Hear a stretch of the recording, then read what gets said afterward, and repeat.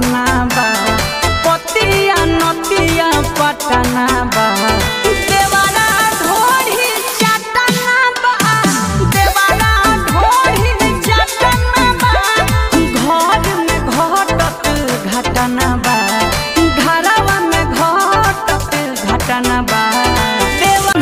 घरी तू नगरी हिलैले बाड़ू घर के अगल बगल मार करो बैले बाड़ू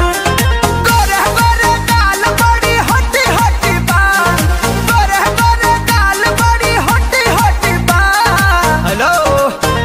आँख तोहरे छोटी बड़ी मोटी मोटी बा तोहरे छोटी बड़ी मोटी मोटी बा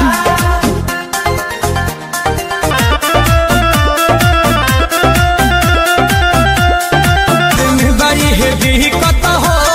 पवन बड़ी सलाही दिक्कत हो वेटिंग में राखी जाता टाइम कम दी